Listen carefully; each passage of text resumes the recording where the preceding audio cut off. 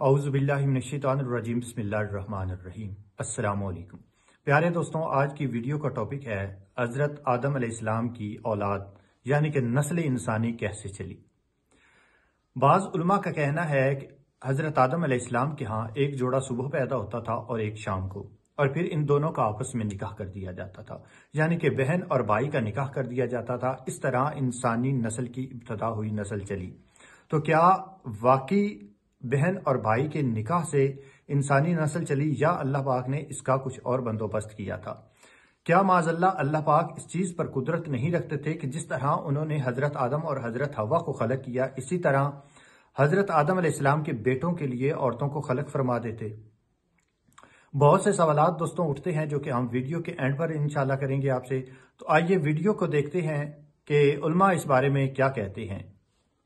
जिसने तुम सबको एक जान से पैदा किया, यानी सैयदुना आदम अलैहिस्सलाम, व खलका मिनहा ज़ौजहा, और उसी जान से उसका जोड़ा बना दिया, यानी सय्यदा हव्वा। इस कॉन्टेक्स्ट में बुखारी और मुस्लिम में मुत्तफ़क़ुन अलैह हदीस है, दोनों किताबों में, कि नबी सल्लल्लाहु अलैहि वसल्लम ने फरमाया कि औरत जो है वो आदम की टेढ़ी पसली से पैदा हुई है, यानी सैयदा हव्वा पैदा हुई हजरत आदम अलैहिस्सलाम की पसली से, और वो जोड़ा बन गया उनका। और फिर उस जोड़े से क्या हुआ? वह बस्स मिनहुमा रिजालन कसीरन व निसाआ, और फिर हमने मर्द औरत के इस जोड़े से कसीर तादाद में मर्द और औरतें इस जमीन के ऊपर फैला दिए। इसकी तफसील हमें कुरान और हदीस में नहीं मिलती कि ये किस तरीके से हुआ। अलबत्ता साबिका जो हमारे पास नॉलेज है इसराइली रवायात की शक्ल में ज्यूज और क्रिश्चियंस के यहाँ, उससे हमें थोड़ा बहुत इसका इशारा मिलता है कि हज़रत आदम और सैयदा हव्वा अलैहिमुस्सलाम, उनके यहाँ एक जोड़ा सुबह के वक्त पैदा होता था और एक जोड़ा शाम के वक्त, और वो बड़े मुख्तसर वक्त में जवान भी हो जाते थे। चूंकि अल्लाह ने अब स्टार्ट तो लेना था ना, स्टार्ट के वक्त तो कुछ ना कुछ ऐसी एक्टिविटी परफॉर्म होनी थी ना। और फिर जो सुबह के वक्त जोड़ा होता था ना, उसका क्रॉस शाम वाले जोड़े के साथ होता था, यानी सुबह के वक्त जो लड़का था उसका निकाह शाम वाली लड़की के साथ, और जो शाम वाला लड़का है उसका सुबह वाली लड़की के साथ, इस तरह क्रॉस होता था।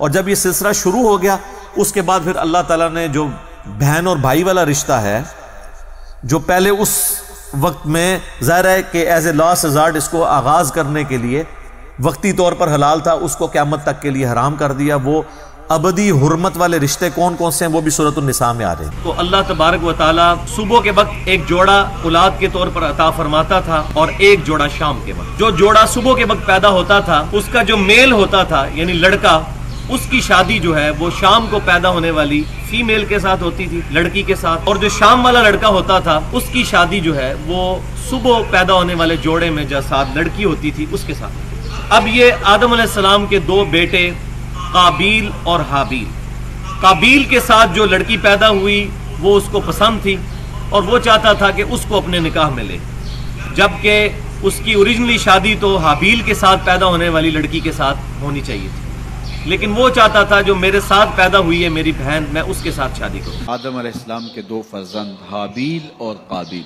तो इनका आपस में उलझाव हो गया, तो उसने अपने भाई को कत्ल कर दिया। मामला ये था कि जो सिलसिला था बकाए नस्ल इंसानी, अफजाइश नस्ल इंसानी और फरोग नस्ल इंसानी के लिए, वो ये था कि चूंकि एक ही बाप की औलादें थी, तो जब विलादत होती तो एक बेटा और एक बेटी पैदा होती, तो ये बेटा और बेटी जो एक दफा पैदा हुए हैं इनका आपस में निकाह नहीं हो सकता था। तो उसके बाद जो दूसरे बेटे और बेटी पैदा होते तो इनका मुखालिफ समत निकाह होता। काबील के साथ पैदा होने वाली जो लड़की थी, काबील उसके साथ निकाह करना चाहता था, तो हज़रत आदम अलैहिस्सलाम ने फरमाया ऐसा नहीं होगा, लेकिन चलो तुम कुर्बानी पेश करो, जिसकी कुर्बानी कबूल हो गई उसका इससे निकाह कर देंगे। मशहूर ये है कि ये दोनों भाइयों का आपस में इसलिए लड़ाई हुई थी कि आदम अलैहिस्सलाम के दौर में एक ही हमल से एक भाई और एक बहन पैदा होते थे, और दूसरे हमल से फिर बहन भाई पैदा होते थे। تو ایک حمل کے بھائی کو دوسرے حمل کی بہن کے ساتھ نکاح ہو جاتا تھا۔ قابیل کے ساتھ بہن پیدا ہونے والی ذرا خوبصورت تھی، قابیل نے بجائے حابیل کی بہن سے نکاح کرنے کے اس نے کہا میں نے اپنی بہن سے جو میرے ساتھ ہی پیدا ہوئی ہے اسی کے ساتھ میں نے نکاح کرنا ہے۔ اس مسئلے میں اختلاف ہوا تو آپس میں فیصلہ کیا گیا کہ تم دونوں، اس دور میں بہن بھائیوں کا نکاح ہو سکتا تھا، اس دور میں بہن بھائیوں کا آپس میں نکاح جائز تھا شریعت آدم علیہ السلام میں۔ تو فیصلہ یہ ہوا کہ تم حابیل اور قابیل آپس میں رب کیا ایک صدقہ پیش کرو، اور صدقہ جو ہے وہ پیش کرو، جس کا صدقہ قبول ہو گیا وہ جو ہے وہ اس خوبصورت بہن سے نکاح کر لے گا۔ یہ واقعہ، یہ روایت بنی اسرائیلی روایات میں ہے، نبی صلی اللہ علیہ وسلم سے اس کی کوئی تصدیق نہیں ہے۔ اسلامی جو آثار ہیں، اسلامی ہمارے پاس جتنے بھی ریفرنسز یا اعتماد کرنے والی چیزیں ہیں، ان کے اندر اللہ کے نبی صلی اللہ علیہ وسلم کا فرمان یہ ہے کہ حدثوا عن بنی اسرائیل، بنی اسرائیل کے یہ واقعات ہم بیان تو کر سکتے ہیں لیکن ان کو سچا سمجھنا یا یہ سمجھنا کہ یہ جھوٹا ہے تو اس کو چھوڑ دو، نہ اس کی سچ بیان کرو نہ اس کا جھوٹ۔ اللہ یہ سوال ہے، ایک ہے آدم، دوسری ہے جناب حوا۔ غیروں کے عقیدے سے مجھے کوئی مطلب نہیں، وہ تو کہتے ہیں کہ صبح بیٹا پیدا ہوتا تھا، شام کو بیٹا، 3 دن بعد جوان ہو جاتے تھے، پھر ان کی آپس میں شادی ہو جاتی تھی۔ جو بہن اور بھائی سے پیدا ہو وہ حرامی ہوتا ہے، یعنی جس کی ماں اس کی پھپھی بھی ہو۔ یہ ہے یزیدی شریعت۔ اللہ خالق غیرت ہے، لن تجدوا لسنت اللہ تبدیلا۔ اللہ فرماتے ہیں میرے قانون بدلتے نہیں، جو شروع سے حلال وہ آخر تک حلال، جو شروع سے حرام وہ آخر تک حرام۔ اب تو بتا کہ تیری نسل چلی کیسے؟ واحد ہے مذہب اہل بیت جس میں حرام کی گنجائش نہیں۔ اللہ نے شیش کے لیے حور نازل کی۔ پھر آدم علیہ السلام کے جڑواں بچے پیدا ہوتے تھے، ایک لڑکا اور ایک لڑکی۔ تو جو لڑکا لڑکی ہوتے تھے ان کو بھائی بہن سمجھا جاتا تھا، اور جو اگلے پیٹ سے ہوں گے لڑکا لڑکی وہ ان کے کزن شمار ہوتے تھے، وہ بہن بھائی شمار نہیں ہوتے تھے۔ یہ اللہ تعالیٰ نے نسل بڑھانے کے لیے قانون بنایا تھا۔ اس کے بعد جب چچا ماموں پیدا ہو گئے اور وہ کزن وجود میں آ گئے تو پھر جڑواں بہن بھائی کا سسٹم ختم کر دیا گیا۔ مجلس کو مکمل فیل تصور نہ کیا جا سکے۔ بسم اللہ سرکار، آپ زندہ و سلامت رہے۔ حسب اور نسب یہ پہچان ہوتی ہے۔ حضرت آدم کے 2 بیٹے حابیل اور قابیل، قابیل نے حابیل کو قتل کر دیا۔ اس میں اگر آپ کو ناموں کی پہچان نہ ہو سکے کہ ان میں سے قاتل کون ہے اور مقتول کون ہے، ہمیشہ یاد رکھیے گا قاتل والی کاف جس کے نام پہ ہے وہ قاتل ہے، قابیل۔ اس نے حابیل کو قتل کر دیا۔ پھر خدا نے آدم کو 2 بیٹے دیے، ایک کا نام شیس، ایک کا نام یافس۔ شیس اور یافس سے حضرت آدم کی نسل چلی۔ ان کے لیے اللہ نے جنت سے 2 حوریں اتاری، ایک کا نام نزلہ، ایک کا نام منزلہ۔ شیس اور یافس کی نسل دنیا میں قائم ہو گئی۔ شیس کو اللہ نے 12 بیٹے دیے اور یافس کو اللہ نے 12 بیٹیاں دی۔ ان دونوں کی خاندانوں کی آپس میں شادیاں ہونی شروع ہو گئی اور نسل انسانی پھیلنا شروع ہو گئی۔ شیس اور یافس سے نسل انسانی چلی۔ پھر یافس کی نسل سے خدا نے آگے انبیاء کا سلسلہ شروع کیا۔ یافس کا ایک بیٹا نبی بنایا جسے انوش کہا گیا، انوش کے ایک بیٹے کو نبی بنایا جسے کنان کہا گیا، کنان کا بیٹا نبی ہوا جسے مہلائیل کہا گیا، مہلائیل کا بیٹا نبی ہوا جسے ال کہا گیا، ال کا بیٹا نبی ہوا جسے یرد کہا گیا، یرد کا بیٹا نبی ہوا جسے اخنوک کہا گیا، اخنوک کو ادریس کہتے ہیں۔ یہ جناب ادریس اس دنیا میں پہلا انسان ہے جس نے تہذیب انسانیت کا آغاز کیا۔ جناب ادریس کی زندگی، جناب ادریس کے بارے میں مکمل مجلس پڑھی جا سکتی، لیکن میں بڑی جلدی گزرنا چاہتا ہوں۔ جناب ادریس وہ ہے، سب سے پہلے یہ جو زراعت ہے، یہ جو آپ آج کھیتی باڑی کرتے ہیں، یہ سب سے پہلے جناب ادریس نے شروع کی۔ گنتی سب سے پہلے ادریس نے ایجاد کی۔ ستاروں کا علم سب سے پہلے زمین پہ جناب ادریس نے پہنچایا۔ سب سے زیادہ مشہور یہ ہے کہ جو انسان کپڑے پہنتا ہے، اسے کپڑے پہننے کا سلیقہ ادریس نے سکھایا۔ ادریس نام پڑا تھا درس دینے کی وجہ سے، استاد کہلائے انبیاء کے، لہذا انہیں ادریس کہا گیا۔ کپڑے سینے کا ہنر انہیں اللہ نے عطا کیا۔ پھر جب انہیں کپڑے سینے کا طریقہ آ گیا، خدا نے کہا تجھے کپڑے سینے کا طریقہ آ گیا ہے، اب میں تجھے جنت میں بٹھا لیتا ہوں، کیونکہ مجھے جنت کے مالکوں کا لباس چاہیے۔ جناب ادریس ادریس کو خدا نے, اور جناب ادریس وہ اللہ کا نبی ہے جو زندہ ہے اور جنت میں ہے. عیسیٰ زندہ ہے لیکن جنت میں نہیں, عیسیٰ چوتھے آسمان پہ, ادریس زندہ ہے لیکن جنت میں, اس لیے یہ کام پہلے کر چکا ہے جس کے بعد جنت میں جانا تھا. یہ وہ کپڑے سی چکا ہے. عیسیٰ کا بھی کام باقی ہے کیونکہ 12ویں کا بھی ظہور نہیں ہوا. لہذا جناب ادریس سے توجہ مکمل سرکار, جناب ادریس سے تہذیب انسانیت کا پھر آگے سے آغاز ہو گیا. جناب ادریس کا ایک پوتا جس کو نام لمک بھی کہتے ہیں, لامک بھی کہتے ہیں, ان کا ایک بیٹا ہوا جس کو کہتے ہیں یشغر. یشغر کیونکہ عبرانی زبان کا لفظ ہے, اسے عربی میں عبد الغفار بھی کہا گیا, عبد الشکور بھی کہا گیا, عبد الاعلی بھی کہا گیا. یہ 3 نام تاریخ میں عرب کی طرح لکھے, لیکن نام ان کا پڑ گیا نوح,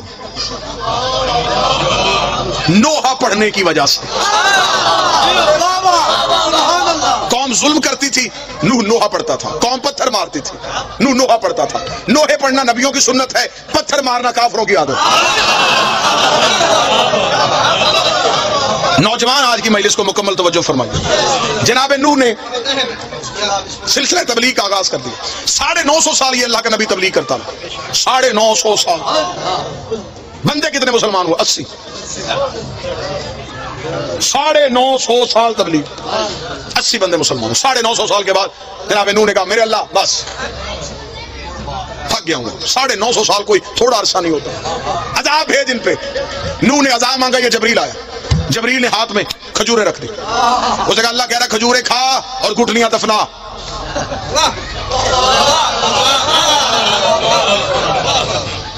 اب دیکھیں حد ہو گئی. اب مانگا اس نے, عذاب تھا. کھجوریں گئی.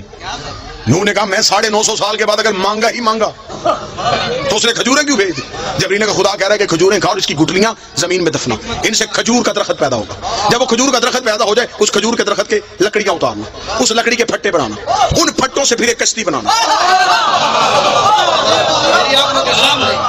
نوح نے کہا کہ کیونکہ جو زمیندار بندے بیٹھے گے میری اس بات کو ضرور یقیناً اس پہ دلیل دیں گے. کھجور وہ درخت ہے جو دیر سے جوان ہوتا, بیری کہتا, سفیدہ کہتا, کوئی اور درخت کہتا. خدا نے کہا کھجور سے. انہوں نے کہا کھجور کب جوان ہوگی, کب لکڑیاں اتاروں؟ میں کسی اور درخت کی لکڑیاں اٹھا لوں؟ لفظ سننا, لفظ. میں کسی اور درخت کی لکڑی اٹھا کے اس سے بناؤں؟ جبریل نے کہا تجھے نہیں پتا سفینہ بننا ہے نجات کا. نجات کے سفینے کو یہاں کی لکڑی لگ ہی نہیں سکتی. کون شیعہ ہے جسے نبی کی حدیث نے یاد؟ نبی نے کہا میری اہل بیت کی مثال سفینہ نوح کی ہے. اگر نوح کی کشتی کو یہاں کی لکڑی نہیں لگتی تو اہل بیت میں کوئی گناہگار کیسے آ سکتا؟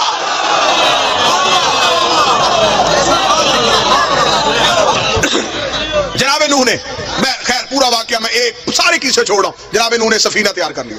سفینہ تیار کر کے جناب نوح نے بٹھایا سب کو, جو 80 لوگ تھے انہیں بٹھا لیا. بیٹا چھوڑ کے چلا گیا کنعان, ڈوب گیا. بیوی غرق تھی, نبی کی بیوی ماری گئی. تھا نبی کا بیٹا غرق ہو گیا.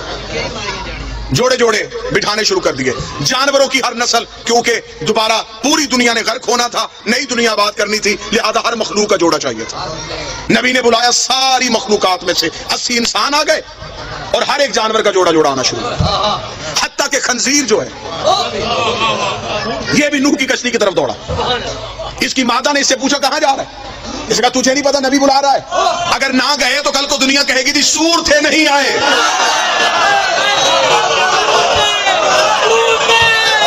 کوئی بندہ تو ہوگا جو صدر کی قدر کرے گا.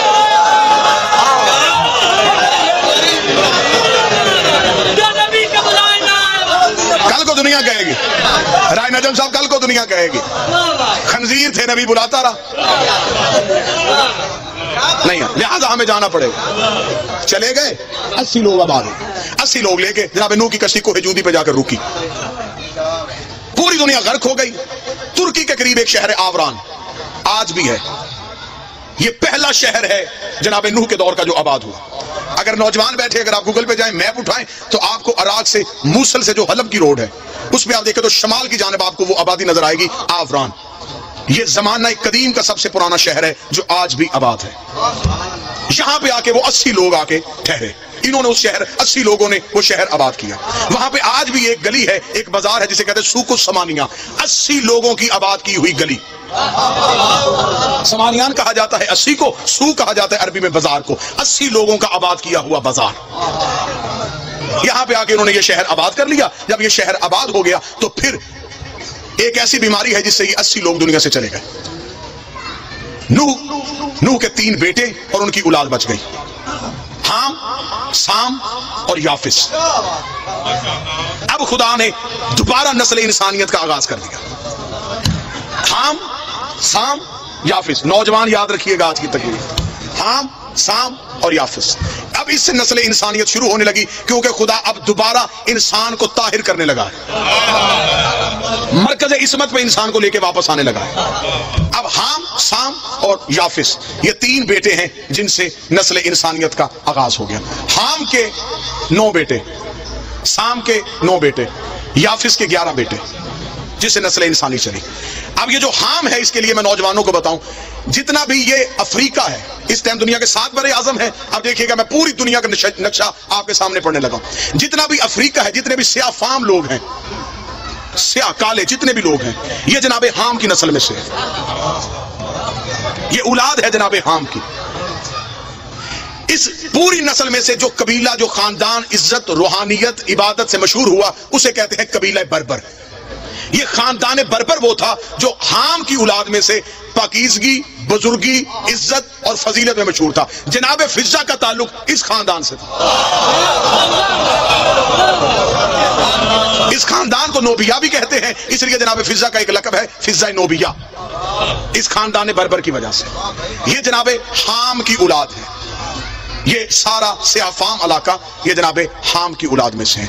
और ये जो कुब्ती होते हैं, जो नजाशी बादशाह, ये सारे भी हाम की नस्ल में से आए। जनाबे साम आ गए। अब जनाबे साम, जितना भी अरब है, ये साम ने आके अरब को आबाद किया।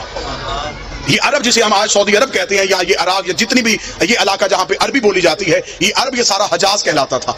इसे आके साम और साम के बेटों ने आबाद किया। जनाबे साम उसे आबाद करके खुद जनाबे साम बर्रे सगीर में आ गए, पाको हिंद में। जनाबे साम जब बड़े सगीर में पहुंचे तो ये पाकिस्तान में जब आए तो ये गुजरात में आए। आज भी हेड मराला से जलालपुर जट्टा की तरफ जाते हुए वहां पे 18 नबियों की कब्रें। आपको पूरे पाकिस्तान में अक्सर जगहों पे कब्रें मिलेगी जिसे हमारे लोग, जमाने के लोग कहते हैं 9 गजे। इन्हें पीर समझा जाता है। ये जनाबे साम की औलाद में से।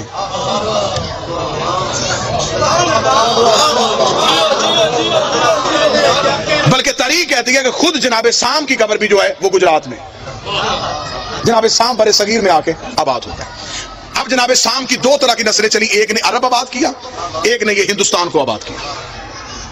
सबसे ज्यादा इन तीनों नस्लों में से जो सबसे ज्यादा नबी आए वो जनाबे साम की नस्ल में से आए। कम अज कम तारीख ने तदाद लिखी है 4000 नबी जनाबे साम की नस्ल में से। हमारे रसूल का ताल्लुक जनाबे साम की नस्ल में से। जनाबे साम, अब आपको जहन में मैं बड़ा कोशिश कर रहा हूं, बड़ा खूबसूरत करके आपके सामने बयान। जनाबे हाम की नस्ल काले, कबीला मशहूर बर्बर। जनाबे साम की नस्ल अरब और हिंदुस्तान के लोग। कबीला जो मशहूर हुआ वो कुरैश, बाइज्जत, बाअज़मत, बाकिरदार, इबादत, तकवा, परहेजगारी की बुनियाद पे जो सबसे अफजल है वो जनाबे साम की नस्ल में से ये सिलसिला कुरैश चला, जिसमें से सारे अंबिया आए। बोर तो नहीं हो गया आप इस बात में? इससे आगे आगे जनाबे याफिस, बिस्मिल्लाह सर, इससे आगे आगे जनाबे याफिस। जनाबे याफिस ने आके जितना भी हमारा यूरोप है, आज़रबाईजान, तुर्कमानिस्तान, इटली, यूरोप, इस सारे को आके जनाबे याफिस के बेटों ने आबाद किया। यहां पे सिलसिला चला जनाबे याफिस का। जितने भी कैसर थे, एक बात हमेशा याद रखिएगा, अक्सर हमारे लोग एक बहुत बड़ी गलतफहमी में है और 98% लोग उस गलतफहमी में, वो समझते हैं कि फरौन नाम था। वो ये समझते हैं कि कैसर नाम होता है, कसरा नाम होता है। नहीं, जितने भी मिस्र के बादशाह होते थे उन सबको फरौन कहा जाता था। जितने रूम के बादशाह होते थे उन सबको कैसर कहा जाता था। जितने ईरान के बादशाह होते थे उन सबको कसरा कहा जाता था। और जितने अरब के बादशाह होते थे उन्हें सरदार कहा जाता था।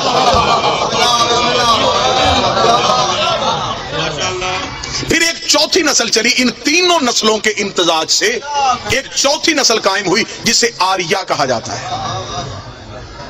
अगर आप नौजवान जाएंगे इंटरनेट पे, आप जाकर सर्च करेंगे तो महाभारत बरहमन जो हिंदू मजहब में है, जो हिंदू मजहब का सबसे बरगजीदा खानदान है, इसका ताल्लुक भी आर्या नस्ल के साथ है। ये चार नस्लें आबाद हो गई, हाम, साम और फिर आर्याई नस्ल।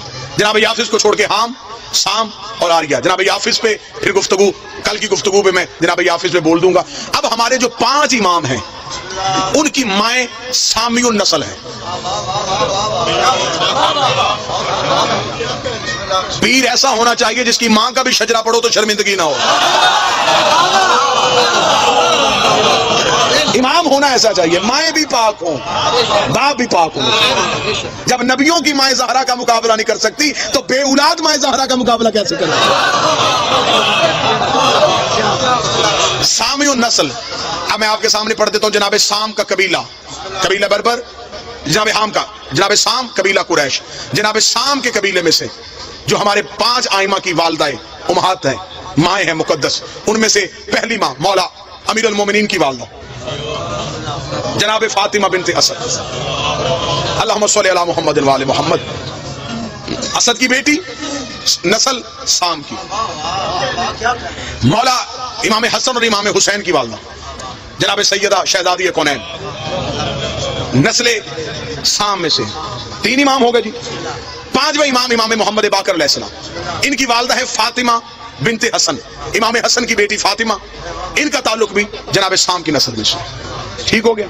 चौथा इमाम जो है, चौथा इमाम इनकी वालदा शहरबानो, शहरबानो का ताल्लुक आर्या नस्ल के साथ है, ईरानी नस्ल के साथ। ये जितनी भी पाक बीबियां जिनके मैं नाम ले रहा हूं, ये सारी अपने अपने दौर की शहजादियां हैं। 5 इमाम जिनकी माएँ सामियुन नस्ल में से, 3 इमाम वो हैं जिनकी माएँ हामियुन नस्ल में से।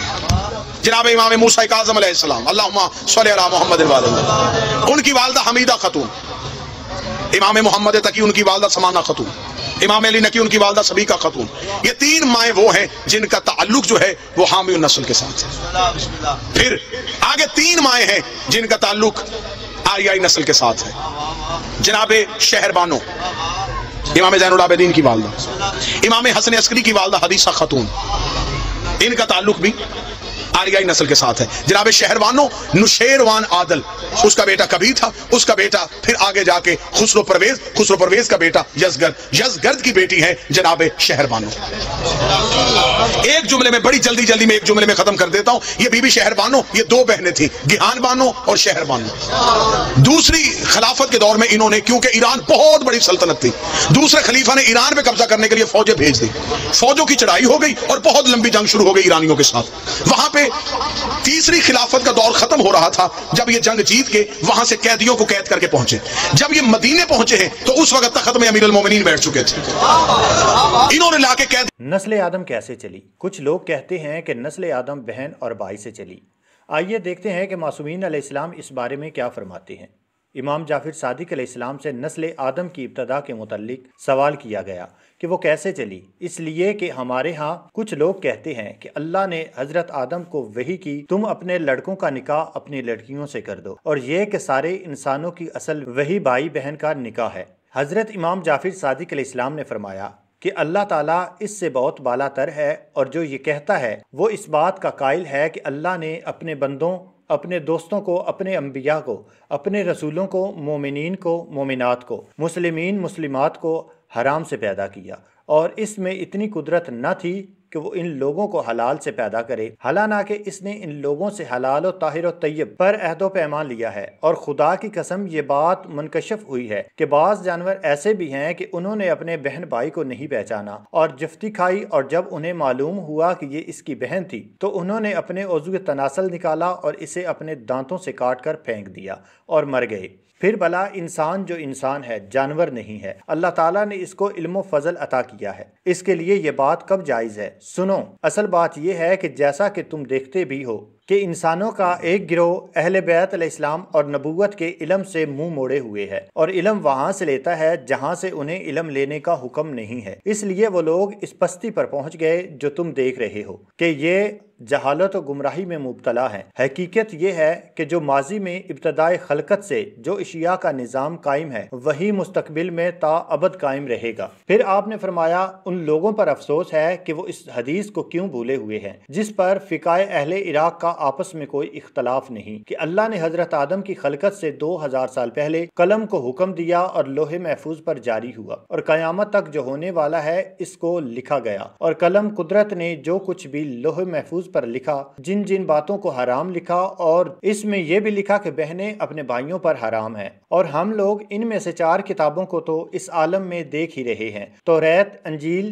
زبور اور قرآن، جو اللہ نے لوح محفوظ سے اپنے رسولوں پر نازل فرمائی۔ توریت حضرت موسیٰ اور زبور حضرت داؤد، انجیل حضرت عیسیٰ پر، اور قرآن مجید حضرت محمد مصطفیٰ صلی اللہ علیہ وآلہ وسلم پر، اور ان کتابوں میں یہ چیز کہیں بھی حلال نہیں ہے۔ میں سچ کہتا ہوں کہ جو لوگ یہ بات یا اس سے مثل جو بات کہتے ہیں وہ مجوسیوں کی دلیلوں کو تقویت دیتے ہیں۔ اللہ ان کو موت دے، ان لوگوں کو کیا ہو گیا ہے۔ پھر آپ نے بتانا شروع کیا کہ حضرت آدم علیہ السلام کی نسل کی ابتدا کیوں کر ہوئی۔ آپ علیہ السلام نے فرمایا کہ حضرت آدم کی اولاد پیٹ سے ہوئی، اور ہر پیٹ سے ایک لڑکا اور ایک لڑکی پیدا ہوئی، یہاں تک کہ حابیل قتل ہو گئے، اور جب قابیل نے حابیل کو قتل کیا تو حضرت آدم کو حابیل کے قتل کا بہت غم ہوا، اور اس غم میں انہوں نے عورت کے پاس جانا چھوڑ دیا، اور 500 سال تک حضرت حوا سے کنارہ کش رہے، اور اس کے بعد جب غم دور ہوا تو حضرت حوا سے باہم ملے، اور اللہ تعالیٰ نے ان کو شیش عطا کیا، اور ان کے ساتھ کوئی اور اولاد پیدا نہ ہوئی۔